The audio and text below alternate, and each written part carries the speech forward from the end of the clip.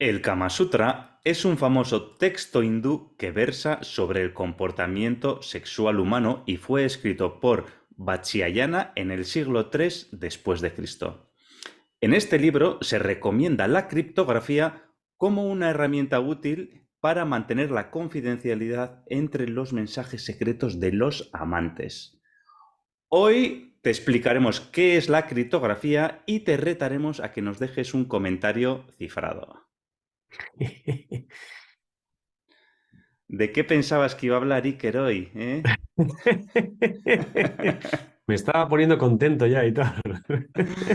Oye, Iker, y ya que está relacionado con la criptografía, ¿qué te parece si metemos el Kama Sutra en la biblioteca de tendencieros industriales? Pues me parece bien. Si tiene relación con la criptografía, creo que es una buena fuente de inspiración para todos los tendencieros y tendencieras. O Sí sea es, yo, que yo creo que es un libro muy inspirador a nivel tecnológico y a nivel de una vida más sana, más feliz y más saludable, ¿eh? más Por lo social, sí, cual, señor. eso es, debería estar en la biblioteca de tendencieros en tendencierosindustriales.com/biblioteca. Yo creo que debería estar, ¿eh? Y si no, oye, hacemos una votación, ¿eh? En redes sociales. Pues como diría el escritor o escritora del Kama Sutra, que creo que es anónimo, lo meteremos No, en no, la no es anónimo, biblioteca. fue Vatsyayana, no me has escuchado Ah, bien. fue Vachayana. Ah, cierto, cierto. Pues mira, no, eso no lo sabía, no lo sabía. Una cosa más que hemos aprendido hoy. Hombre, Bien, bien, Aitor. Pues hoy hemos aprendido que Vachayana escribió el Kama Sutra y la semana pasada aprendimos cómo superar el síndrome del impostor, que todo el mundo, como dijimos, lo ha sufrido en algún momento. Así que un podcast muy, muy, muy recomendable. sí señor. Recordaros que podéis encontrarlo en tendencierosindustriales.com. También estamos en Instagram y en YouTube, que la está petando últimamente. Tenemos un canal de LinkedIn que no para de crecer y en cualquier plataforma de podcasting nos puedes encontrar. Y además, pues podéis ayudar a más personas para que se aprovechen de estos sabios consejos y recomendaciones. Podéis darle al me gusta, al like, al 5 estrellas y así el contenido aparece a más gente y más gente lo podrá ver. Suscribirse es gratis y darse de baja también, pero no lo hagáis. Suscribiros. Ay, ay. Ese Masiker. Y sin Ah, más, arrancamos arrancamos motores. motores. Hoy, como ya hemos adelantado, vamos a hablar de criptografía. Con la llegada de la industria 4.0, los sistemas de control han aumentado su exposición a los ataques lógicos, por lo que asegurar las redes industriales supone un reto dada la cantidad de dispositivos que se están incorporando a ella a fin de lograr procesos mucho más inteligentes y mejorar la recopilación de la información. Por lo tanto, es muy importante asegurar en la medida de lo posible tanto las comunicaciones como los dispositivos. En este sentido, la criptografía como medida extra de seguridad puede aportar grandes beneficios. Como ya hemos comentado en diferentes podcasts, cada vez se tratan más y más datos y por ello es necesario tener herramientas para mantener su integridad, seguridad y protegerlos de ataques externos. Y dicho esto, Iker, ¿qué es la criptografía? Pues vamos a empezar por el principio. La definición más sencilla de criptografía es poder enviar y recibir mensajes sin que su contenido pueda ser leído sin su clave correspondiente. Es decir, que solo la puedan ver el remitente y el receptor, el emisor y el receptor. La criptografía consiste en proteger esa información mediante el uso de algoritmos codificados, hashes y firmas. La información puede estar en reposo, como un archivo pues, ubicado en un disco duro o en un pendrive o lo que sea, o en tránsito, como puede ser una comunicación electrónica entre una o dos más partes, por ejemplo, un mail, o en uso mientras se ejecutan operaciones de computación con esos mismos datos.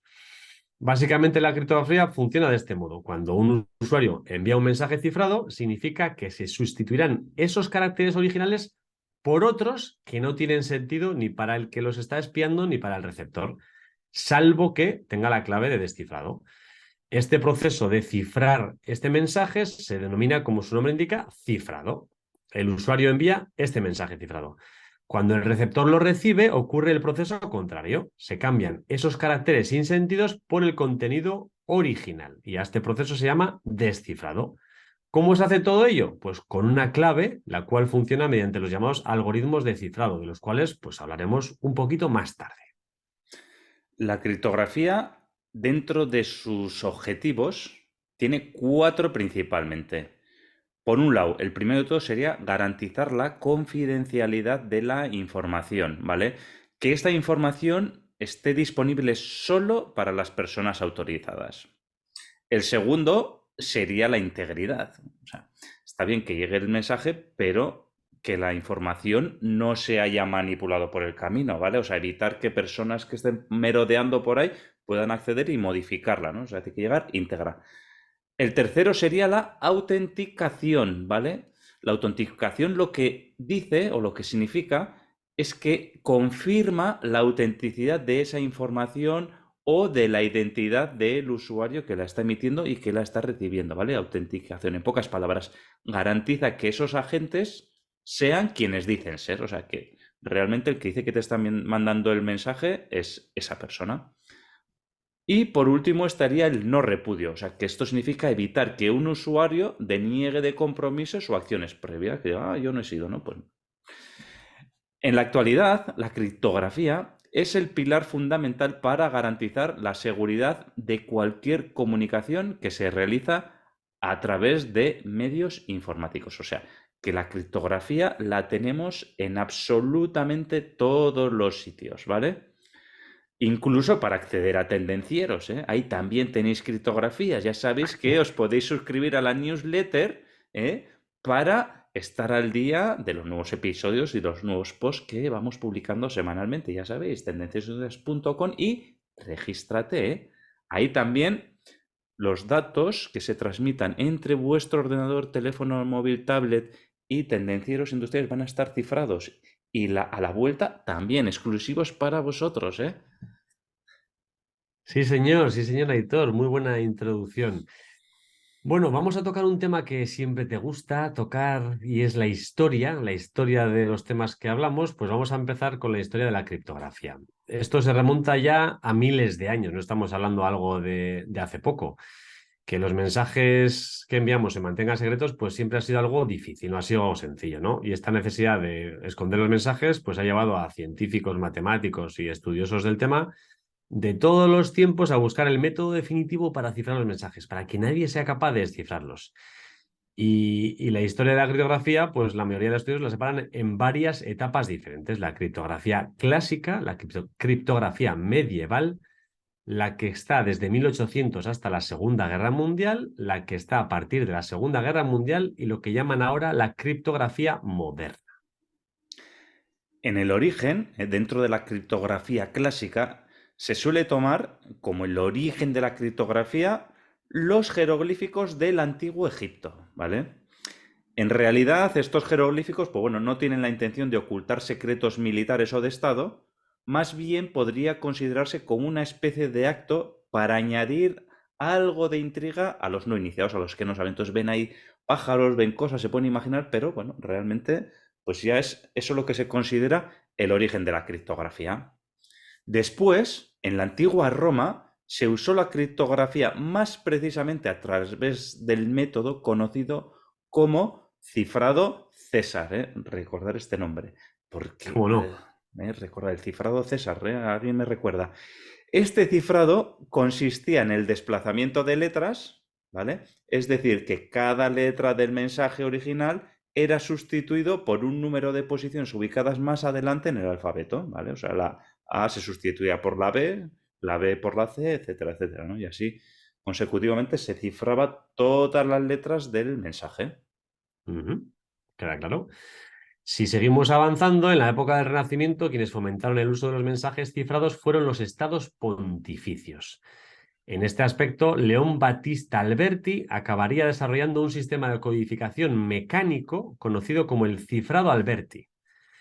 Los usos más intensivos de la criptografía en esos momentos eran el militar y el estatal. Sin embargo, donde más se implementó, lógicamente, fue en el área militar, como muchos de los descubrimientos.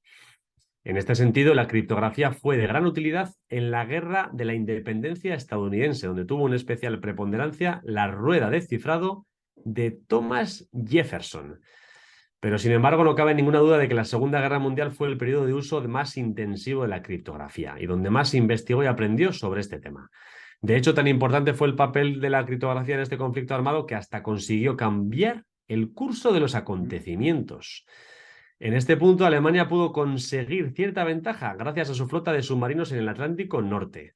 Como operaba esta flota de submarinos era un secreto, ya que sus comunicaciones estaban cifradas con la máquina Enigma y eran teóricamente indescifrables. Vaya palabra.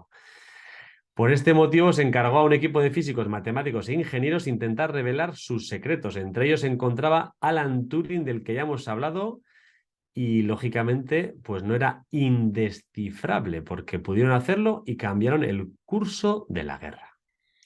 Bueno, Iker, muy interesante, lo que estamos hablando hasta ahora, ¿eh? Desde los romanos o desde los egipcios, los romanos, ¿eh? El tema de Enigma, ¿eh? De la máquina Enigma, que siempre ha sido, como una cosa para las películas de ciencia ficción y no tan ciencia ficción, ¿eh? Pues sí, Pero si nos hubieran contado así la historia, Aitor, hasta me habría gustado en su momento estudiarla. así es. Sí. Bueno, y pasados estas historias que hemos comentado, pasados estos momentos, pues bueno, llegamos hasta el año 1949, que es cuando se considera que inicia la era moderna de la criptografía, ¿vale? Fue en este año cuando Claude Shannon publicara el artículo llamado Communication Theory of Secrecy Systems. Este estricto trabajo es considerado como la piedra basal de la criptografía moderna, ¿vale? A partir de aquí ya se puede hablar de criptografía moderna. De hecho, mucho de lo que se estudia en este tratado se sigue utilizando en la actualidad para la creación de algoritmos de cifrado cada vez más seguros y eficientes. O sea que el tío este era un auténtico coco, ¿eh? Como hemos dicho antes, Iker, una vez que hemos llegado hasta aquí, pues a la biblioteca de tendencierosindustriales.com, tendencierosindustriales.com/biblioteca, donde podéis encontrar el Kama Sutra, libros imprescindibles para vender más y mejor, para ser más productivos y para mejorar la marca personal, y recomendaciones de los invitados de nuestro podcast, ¿eh? Y como ya sabéis, que estáis escuchando el podcast desde el principio, el Kama Sutra está por el interés científico en la criptografía. Eso es. Bueno, y sin más, Iker, oye, esta semana no podía faltar, como siempre, Marc. Y su minuto, que yo creo que se nos va a pasar un poquito del minuto, ¿eh? Va a ser y pico, pico, ¿eh? El pico y minuto de Marc. Bueno, vamos con él. Buenas tardes a todos y a todas. Hoy toca hablar de criptografía en la industria 4.0. No sé si sabéis, pero la parte de criptografía se usa desde antes de la época de los romanos, donde se intentaban ocultar, cifrar los mensajes, sobre todo en guerras, para que el enemigo, si pillaba al pobre que llevaba el mensaje, pues no supiera exactamente cuál era el mensaje, ¿no? Esto se ha ido desarrollando hasta la Segunda Guerra Mundial, donde se reunieron los mejores matemáticos, que no deja de ser una rama de las matemáticas, la criptografía, para poder desarrollar, descifrar la máquina Enigma de los alemanes y el código púrpura de los japoneses. Después de la Segunda Guerra Mundial, Estados Unidos se da cuenta, y no sé si lo sabéis todos, que esto es una arma muy importante, y por eso determinan la prohibición del acceso como acceso secreto durante muchísimos años al público. Entonces, en Estados Unidos, hasta creo que fueron los años 90, no se consigue mostrar toda esta información al público en general. De hecho, hubo muchos movimientos de personas para poder conseguir esos datos. Y básicamente hasta esa época, hasta que empezó el blockchain, siempre se ha utilizado para cifrar y ocultar el mensaje. De hecho, se utiliza también en nuestros emails, en el correo electrónico, para que no sean de fácil acceso. Lo que mucha gente no sabe es que con el desarrollo de la blockchain, lo que busca la blockchain no es que ocultar el mensaje. De hecho, la blockchain es transparente, los mensajes en las transacciones y los smart contracts. Lo que se hace con la criptografía es, por un lado, asegurar de que sea inmutable, con lo cual que nadie, si cambia una coma en un mensaje dentro de la blockchain, se cambie en todos los bloques y es muy fácil de ver que se ha manipulado, con lo cual por eso se llama inmutable. Y por otro lado, también la veracidad de los datos, es decir, que lo puedas, debido a esa inmutabilidad, le puedes dar un uso de veracidad de datos, que pues el fabricante puede decir que su producto está fabricado aquí y mediante smart contracts tú puedes verificar el blockchain si realmente eso es verdad. Otra aplicación muy común en la industria 4.0 es los datos de trazabilidad. ¿De acuerdo? Para ver cuándo se ha fabricado el producto, si ha pasado todos los procesos de calidad, cuándo ha salido del transporte y cuándo se ha recibido en el cliente final. No sé, aplicaciones hay muchísimas, pero ponedme en los comentarios qué os parece. Un saludo, chao. Muy interesante, Marc. Ya sé que siempre digo lo mismo, pero es que es verdad, es que es muy interesante lo que nos cuentas, ¿eh? Además, las aplicaciones de blockchain es un claro ejemplo de la criptografía y de que la criptografía no siempre se refiere a cifrar los mensajes para que no lo conozca nadie, ¿eh? Sino que también muchas veces es garantizar la veracidad e inmutabilidad de esos mensajes y la autenticación también.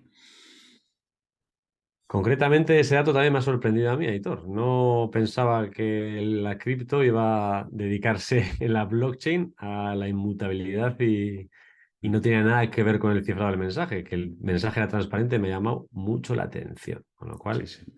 muy Pre- interesante, tienes razón. Precisamente es una de las características del blockchain, como ha dicho Mark. Y otra cosa también muy interesante, el tema de aplicaciones industriales para el tema de la trazabilidad, para verificar que realmente se están siguiendo los procesos adecuadamente y al cifrarlos, pues eso, garantizar pues igualmente, ¿no? La veracidad, la autenticidad, la no modificación, bueno, todas las cositas que hemos estado comentando. Sí, por ejemplo, el tema automoción es muy importante tener la trazabilidad exacta de todas las piezas y que toda esa información con la cual se ha producido y cómo se ha producido y demás y la calidad que tiene sea inmutable, porque luego en el caso de que hubiera algún accidente, pues se puede recurrir a tirar del hilo, con lo que es Sí. muy, muy importante que eso no se modifique. Bueno, Iker, y para asegurar la inmutabilidad y el cifrado correcto, ¿cuáles son las técnicas criptográficas que pueden existir o que hay actualmente? Bueno, pues se pueden diferenciar en diferentes aspectos y bueno, vamos a comentar algunos de ellos. En las ciencias de computación y criptografía se dice que un algoritmo criptográfico es un algoritmo que es capaz de modificar los datos de un documento. Los algoritmos modernos de encriptación están diseñados para soportar ataques para ser traspasados y para ellos se basan, pues basado en esto, se basan en dos metodologías de funcionamiento.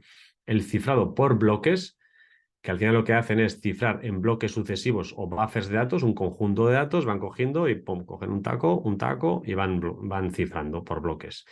Y luego está el cifrado en flujo. El cifrado en flujo es con un flujo continuo de datos. No es posible determinar en bloques, sino que la información va fluyendo continuamente, como puede ser pues, una transmisión de audio o de vídeo, donde no se puede empaquetar, Ujú. digamos, por bloques, sino que la información es continua. Muy bien, muy interesante. Además, los algoritmos de cifrado, además de clasificarse, como has comentado tú, también se pueden clasificar de acuerdo a cómo se administran sus claves, ¿vale?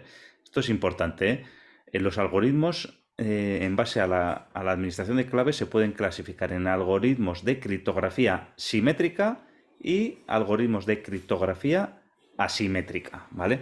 Entonces, importante, ¿eh? En el caso de los algoritmos de clave simétrica, la característica principal de la criptografía se caracteriza en que se emite una única clave entre emisor y receptor.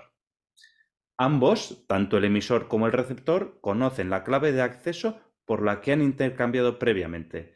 Por ejemplo, la han intercambiado por email, por teléfono, en papel, han estado juntos y se han intercambiado. Y la criptografía simétrica ofrece la característica de que es muy rápida en la transmisión y entrega de los mensajes. Sin embargo, el método de la protección de la clave es fácilmente vulnerable. En el caso de los algoritmos de clave asimétrica, a diferencia de la criptografía simétrica, en la criptografía asimétrica existen dos claves en lugar de una, ¿vale? Una de las claves va a ser privada y la otra va a ser pública. La clave pública no tiene una barrera de protección. Sin embargo, la segunda clave es privada y es la que cifra el mensaje. Por lo tanto, en este caso es el receptor el que cifra el mensaje. Las claves asimétricas tienen un código de encriptación que hacen muy difícil romper ese código. Ujú. Además, pues otra utilidad que tenemos la criptografía es la firma digital. O sea, la firma digital, este mecanismo nos asegura que tanto el emisor del mensaje como el contenido del mismo son legítimos y además el contenido del mensaje no ha sido modificado entre el envío y la recepción. Cada vez vemos más y más documentos con firma digital. La firma digital consiste en la creación de un código a través de la utilización de una llave privada. De este modo, la persona o entidad que recibe el mensaje conteniendo este código puede verificar si el remitente dice ser quien realmente es. Con ello se puede identificar cualquier mensaje que puede haber sido modificado. Con esto verificamos la autenticidad y la modificación del mensaje. Con esto conseguimos la firma digital. Bueno, Iker, y ya vamos llegando a lo que sería la última parte de hoy y que hemos dejado que es muy interesante también, porque como ya vimos en el podcast 71, ya está entre nosotros la computación cuántica, ¿vale? Y Ujú. entonces la computación cuántica, como el poder de computación, como ya dijimos, es gigantesco, pues esto hace que va a haber una fase de que llaman criptografía post-cuántica, ¿vale? Ujú. Entonces, claro, antes o después los ordenadores cuánticos van a ser capaces de destruir los sistemas criptográficos que actualmente protegen todas las comunicaciones de Internet. ¿Por qué? Porque como tienen una velocidad tan elevada de procesamiento, pues cuando en un ordenador normal, o por muy avanzado que sea, pues igual puedes tardar 100 años en descifrar una clave, pues con un ordenador cuántico ese tiempo pues puede ser minutos prácticamente, o segundos incluso podríamos decir. Entonces, cuando los computadores cuánticos estén a la orden del día, cuando esto suceda ya, necesitaremos haber implementado nuevas formas de criptografía que sean capaces de resistir a estas máquinas. Por eso existe la criptografía postcuántica, también llamada criptografía resistente a la computación cuántica. Y, como hemos dicho, se refiere a algoritmos criptográficos que sean resistentes a ataques efectuados mediante computación cuántica. A este tipo de criptografía no pertenecen los algoritmos de clave pública más populares, que pueden ser superados por un ordenador cuántico suficientemente potente haciendo uso del algoritmo SOR. ¿Qué quiere decir eso? Que actualmente la mayoría de sistemas cifrados mediante criptografía asimétrica no van a ser seguros a ataques con computadores cuánticos, ¿eh? Y para eso está el algoritmo SOR, ¿vale? Espero que se haya entendido. He querido repetirlo 2 veces, pero para que se entienda. Aunque los actuales ordenadores cuánticos experimentales a día de hoy no son capaces de atacar cualquier algoritmo criptográfico real, porque todavía, aunque sí que hay algunos computadores cuánticos, pero no está desarrollado plenamente el software para su utilización, ¿vale? Pero bueno, es una amenaza futura. Muchos criptógrafos están diseñando algoritmos resistentes para adelantarse a esta amenaza.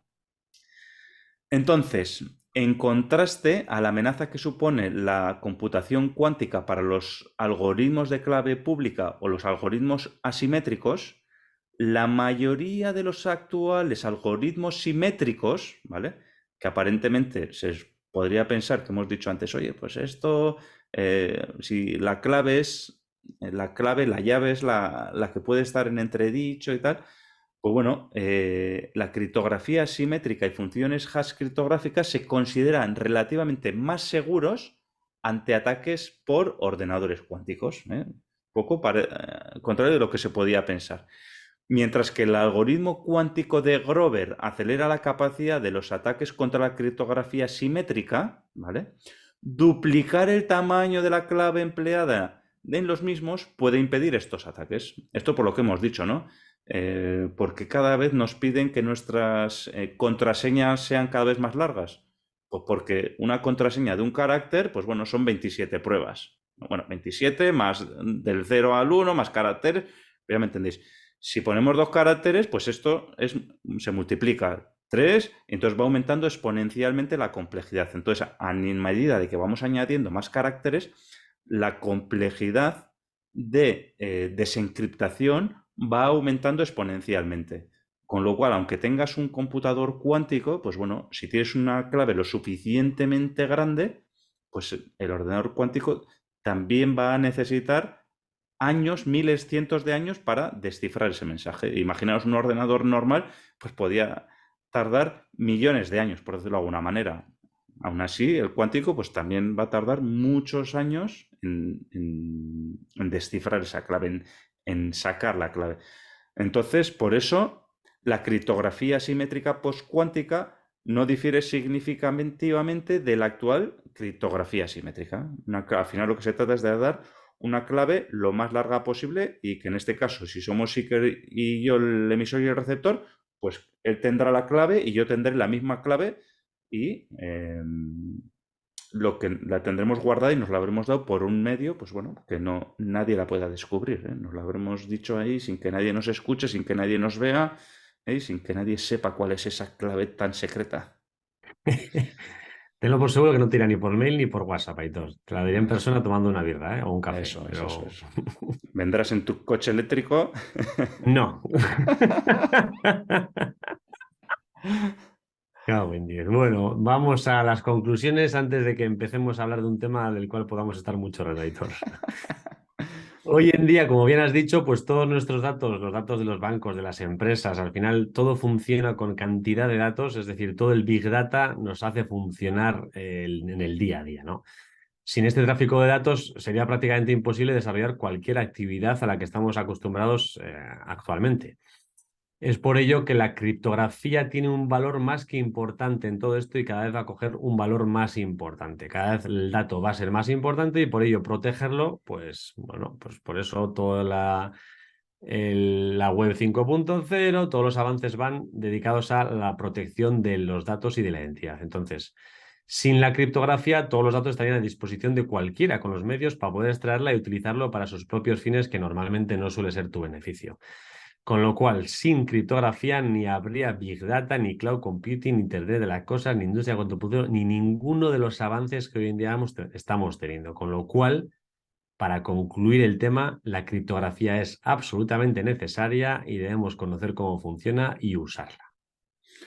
Iker, yo creo que sin entrar al detalle técnico, yo creo que ya nos ha dado para entender qué es esto de la criptografía y tener un poquito más de conocimiento, ¿verdad? Sí. Bueno, ahora, hoy, Iker, pensabas que no íbamos a tener reto, porque ¿qué reto vamos a poner con esto, verdad? ¿Qué ¿Qué vamos a reto, hablar? qué Vamos a hablar reto, como los niños ahí, qué reto que les le tiran. ponemos a los tendencieros, eh? Pues sí, hay un reto, Iker, hay un reto. Cuéntame, ¿qué has pensado? Bueno, mira lo que he pensado. Hemos hablado del cifrado César, ¿vale? Que es Sí. uno de los métodos de codificación conocidos más antiguos que existen, ¿vale? Ujú, Es un método muy simple, ya lo hemos dicho. Solo se ujú, cambian de posición las letras del alfabeto, ¿vale? A esta transformación se le denomina ROT-N, donde N es el valor de cambio de posiciones, ¿vale? De la ujú, letra. Pues ROT1 sería cambiar la A por la B. ROT2 sería cambiar la A por la C. ujú. ROT3 sería cambiar la A por la D. Y así, pues, todas las letras del abecedario, No sigas que te ¿vale? pierdes. Significa rotar, ¿vale? Es un cambio cíclico, ¿vale? Ujú. Entonces, en el podcast de esta semana voy a dejar un mensaje cifrado, Iker, ¿eh? Y además lo voy a cifrar, va a ser un mensaje cifrado ROT1, ¿vale? Para que hacerlo facilito, ¿vale? Y Vale. además, el reto va a ser a vosotros, tendencieros industriales, dejarnos vuestro comentario cifrado, ¿eh? A ser posible en ROT1, porque así lo vamos a poder entender, ¿eh? Pues, si sois un poquito vagos, que yo lo soy, ya he buscado en internet la calculadora de cifrado, ¿eh? Y así no tengo que ir haciéndolo a mano, ¿eh? Ahí en internet podéis buscar ahí y podéis hacer un poco de trampas, ¿eh? ¿Qué no hay en internet? Eso es que hay de todo ya. Bueno, Iker, pues hasta aquí el podcast de hoy.